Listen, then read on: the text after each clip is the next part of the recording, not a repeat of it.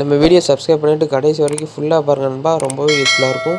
அதே மாதிரி உங்களுக்கு வேறு ஏதாவது கேட்ஜெட்டை பற்றி ரிவ்யூ பண்ணணும் அப்படின்னா கீழே கமெண்ட்ஸை தெரிவிங்க. நான் அதை பற்றி வீடியோ போடுறேன். வாங்க வீடியோக்குள்ளே போகலாம். ஓகே, இன்றைக்கி நம்ம எதை பற்றி பார்க்க போகிறோம்னா நாய்ஸ் பண்டில் VS103 அப்படிங்கிற ஒரு இயர்பட்ஸை பார்த்தா பார்க்க போகிறோம். பார்க்கவே செம லுக்காகவும் நல்ல குவாலிட்டி மெட்டீரியல்லையும் போட்டிருக்காங்க. பார்க்கவே நல்ல ராயல் லுக்காகவும் ப்ரீமியம் குவாலிட்டியாகவும் இருக்குது. வாங்க, வெறும் 1300 தான் போட்டிருக்காங்க அமேசானில். அப்படி 1300 என்னென்ன ஆப்ஷன் இருக்குது அப்படிங்கிறத ஒவ்வொன்றா சொல்கிறேன், கேட்டுக்கோங்க. ஃபஸ்ட்டு இதோட சார்ஜிங் கேஸோட டிசைனை பற்றி பார்ப்போம். இந்த சார்ஜிங் கேஸ் டிசைனே பார்க்க செம்ம லுக்காக நல்ல ராயல்ட்டியாக இருக்குது. நீங்கள் கையில் எடுத்து பார்க்கும்போது உங்களுக்கே தெரியும். நல்லா சின்னதாக காம்பேக்டாக இருக்குது. உங்கள் கைக்குள்ளே வச்சு ஈஸியாக மூடிடலாம். அவ்வளோ குட்டியாக தான் இருக்குது. அது மட்டும் இல்லாமல் இயர்பட்ஸ் வெளியே எடுத்து பார்த்தீங்கன்னா டிசைனே வேறு லெவலில் இருக்குது. இந்த மாதிரி டிசைனை இது வரைக்கும் வேறு எந்த இயர்பட்ஸுமே போடலன்னு தான் நினைக்கிறேன். ரொம்ப வித்தியாசமாக போட்டிருக்காங்க. அதை பார்த்தாலே உங்களுக்கு எல்லாருக்கும் பிடிக்கும். நல்லா நெளிஞ்சு கிழிஞ்சி நல்லா பார்க்கவே சூப்பராக இருக்குது. சார்ஜிங் கேஸோட ஃப்ரண்ட்டில் பார்த்தீங்கன்னா நாய்ஸ் அப்படிங்கிற பிராண்ட் என்னு போட்டிருப்பாங்க. அது பக்கத்தில் எல்இடி இண்டிகேஷன் இருக்குது. சார்ஜிங் கேஸோட கீழே பார்த்தீங்கன்னா டைப் சி போட்டு கொடுத்துருக்காங்க. ஆமாம், இதில் மைக்ரோ யூஎஸ்பி கிடையாது, டைப் சி போட்டு தான். சார்ஜிங் கேபிள் வந்து டைப் சி கேபிள், நல்ல குவாலிட்டியான கேபிள். புதுசாக வாங்கும்போது டப்பாவோடய கொடுத்துட்றாங்க. அப்புறம் இயர்பட்ஸை எடுத்து வெளியே எடுத்து பார்த்தீங்கன்னா இயர்பட்ஸ்லேயும் 2 இயர்பட்ஸுமே நாய்ஸுங்கிற எண்ணுங்கிற சிம்பிள் வந்து 2 இயர்பட்ஸுமே நல்ல குட்டியாக அழகாக கொடுத்துருக்காங்க. அப்புறம் 2 இயர்பட்ஸுமே டச் கண்ட்ரோல் தான், பட்டன் கிடையாது.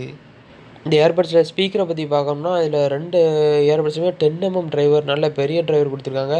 பாட்டாக இருக்கட்டும், ஃபோன் காலாக இருக்கட்டும், ரொம்ப கிறிஸ்பியாக கிறிஸ்டல் கிளியராக இருக்குது. முதல்ல நீங்கள் அந்த இயர்பட்ஸை காதில் மாட்டுறதுக்கு முன்னாடி உங்கள் காதுக்கு ஏற்ற சைஸில் அந்த சிலிக்கான் டிப் எடுத்து மாட்டிக்கோங்க. ஒரு சில பேர் நல்ல பெருசாக எடுப்பாங்க, ஒரு சிலர் சின்னதாக எடுப்பாங்க.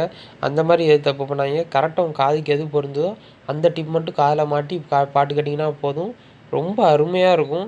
நீங்கள் நாய்ஸ் கேன்சலேஷனுங்கிறது ஒன்று தேவையே இல்லை. நீங்கள் கரெக்டான டிப் உங்கள் காதில் மாட்டிக்கிட்டிங்கன்னா போதும். சுற்றி நடக்கிற சவுண்ட்லாம் மோஸ்ட்லி அப்படியே குறைஞ்சிரும். நீங்கள் காதில் சேராத மாதிரி ஏர்பட்ஸை சரி வராத சைஸில் மாட்டினீங்கன்னா வெளியே கிடக்கிற சவுண்ட்லாம் அன்வான்ட் நாய்ஸ்லாம் காதுக்குள்ளே கேட்க தான் செய்யும். ஆனால் இந்த ஏர்பட்ஸில் நாய்ஸ் கேன்சலேஷன் கிடையாது. இருந்தாலும் நீங்கள் காதில் கரெக்டான ஃபிட் ஆகிற சிலிக்கான் டிப் மாட்டி பாட்டு கேட்டிங்கன்னா போதும். பாட்டு கேட்கும்போது வெளியே என்ன நடக்குதுன்னு உங்களுக்கு தெரியாது. நல்லா இதில் டிரைவரும் நல்லா பெருசாக கொடுக்குறதுனால பாட்டு ஓடும்போது பேஸாக இருக்கட்டும், ட்ரிப்பிளாக இருக்கட்டும், இந்த வோக்கல் சவுண்டு எல்லாமே கிறிஸ்பியாக நல்லா பேலன்ஸ்டாக இருக்குது. அப்புறம் இன்னொன்று என்னென்னு பார்த்தீங்கன்னா, நீங்கள் ஏர்பட்ஸை காதில் மாட்டிட்டு பாட்டு கேட்க ஆரம்பிச்சிங்கன்னா ரொம்ப நேரம் பாட்டு கேட்டுகிட்டே இருந்தால் ஒவ்வொரு ஏர்பட்ஸு காது வலிக்கும். ஆனால் இதில் அப்படி இல்லை. எவ்வளோ நேரம் வேணாலும் பாட்டு கேட்டுகிட்டே இருக்கலாம்.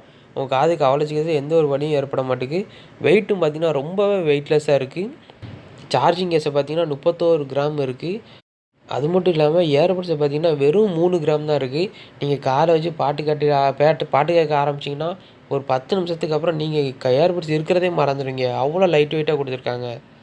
அப்புறம் இதில் ப்ளூடூத் கனெக்டிவிட்டி பார்த்திங்கன்னா ப்ளூடூத் 5.0 கொடுத்துருக்காங்க. அப் டு 10 மீட்டர் வரைக்கும் நீங்கள் எந்த கேஜெட் வேணாலும் கனெக்ட் பண்ணிக்கலாம். ப்ளூடூத் சப்போர்ட் ஆகிற கேஜெட் நீங்கள் எந்த கேஜெட்னாலும் அப் டு 10 மீட்டர் வரைக்கும் இந்த இயர்பட்ஸை ஈஸியாக கனெக்ட் பண்ணிக்கலாம். இது ஆண்ட்ராய்டு சப்போர்ட் ஆகுமா, iOS சப்போர்ட் ஆகுமான்னு எந்த டவுட்டும் வேணால் இதில் 2மே சப்போர்ட் ஆகுது.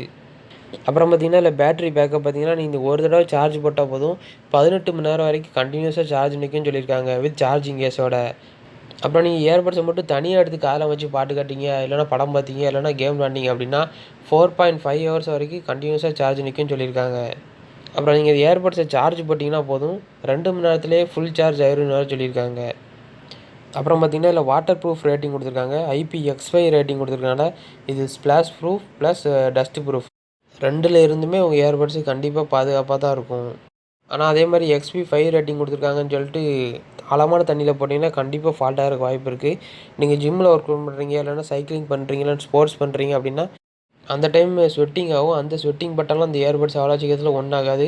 சப்போஸ் நீங்கள் தெருவில் நடந்து போய்ட்டு இருக்கிறப்ப திடீர்னு மழை பெஞ்சிச்சு அப்படின்னா இந்த வாட்டர் ஸ்ப்ளாஷ் ஆனால் கூட ஒன்றும் செய்யாது. ஆனால் நீங்கள் ரொம்ப ஆழமாக தண்ணி கட்டிக்கிற இடத்துல கண்டிப்பாக போட்டிங்கன்னா ஃபால்ட் ஆகிறதுக்கு வாய்ப்பு இருக்குது. அப்புறம் இதில் அடிஷ்னல் ஃபீச்சர்ஸ் என்னென்னு பார்த்தீங்கன்னா ஹைப்பர் சிங்க் அப்படிங்கிற ஆப்ஷன் கொடுத்துருக்காங்க. அது எதுக்குன்னு பார்த்தீங்கன்னா நீங்கள் ஒரு தடவை ப்ளூடூத்தோட அந்த இயர்பட்ஸை கனெக்ட் பண்ணிட்டீங்க அப்படின்னா போதும், நீங்கள் எப்போ சார்ஜிங் கேஸை கவரை ஓப்பன் பண்ணால் போதும் உடனே இந்த உங்கள் செல்லில் ஃப்ராக்ஷன் ஆஃப் செகண்டில் கனெக்ட் ஆகும். நீங்கள் ஒவ்வொரு நேரம் இயர்பட்ஸை வெளியே எடுத்து ஒவ்வொரு நேரம் கனெக்ட் பண்ணணும் அப்படிலாம் தேவையே இல்லை. நீங்கள் எப்போ சார்ஜிங் கேஸை ஓப்பன் பண்ணாலே போதும், சடனாக கண்ணிமிக்கிற நேரத்தில் உங்கள் மொபைலோட இல்லைனா எந்த கேஜெட்னாலும் கனெக்ட் ஆகிரும். அப்புறம் இன்னொரு ஆப்ஷன் என்னென்னு பார்த்தீங்கன்னா அது மோனோ படமும் யூஸ் பண்ணலாம். நீங்கள் அட் அ டைமில் 2 இயர்பட்ஸை தான் எடுத்து யூஸ் பண்ணணும் அப்படின்லாம் இல்லை. நீங்கள் ஒரே ஒரு இயர்பட்ஸை மட்டும் எடுத்து காதில் வச்சு பாட்டு கேட்டிங்கனாலே போதும், படம் பார்த்தாலும் போதும். நீங்கள் அதிலே டச் கண்ட்ரோல் பண்ணி எல்லாமே சிங்க்ரனைஸ் பண்ணிக்கலாம். அப்புறம் 2 இயர்பட்ஸ்லையுமே எப்படி டச் கண்ட்ரோல் பண்ணுறதுன்னு ஒவ்வொன்றா சொல்கிறேன், கேட்டுக்கோங்க. இப்போ நீங்கள் 2 இயர்பட்ஸுமே எடுத்து காதில் மாட்டிக்கிட்டு ரைட் இயர்பட்ஸில் லாங் டச் ஃபார் 2 செகண்ட் நீங்கள் டச் பண்ணி பிடிச்சிட்டே இருந்தீங்கன்னா நெக்ஸ்ட் பாட்டுக்கு சேஞ்ச் ஆகும். அதே மாதிரி லெஃப்ட் இயர்பட்ஸை நீங்கள் 2 செகண்ட் டச் பண்ணி பிடிச்சிருந்தீங்கன்னா ப்ரீவியஸ் பாட்டுக்கு சேஞ்ச் ஆகும். அப்புறம் சிங்கிள் டேப் பண்ணிங்கன்னா பாட்டு ப்ளே ஆகும், பாஸ் ஆகும், கால் அட்டன் பண்ணிக்கலாம், ரிஜெக்ட் பண்ணிக்கலாம்.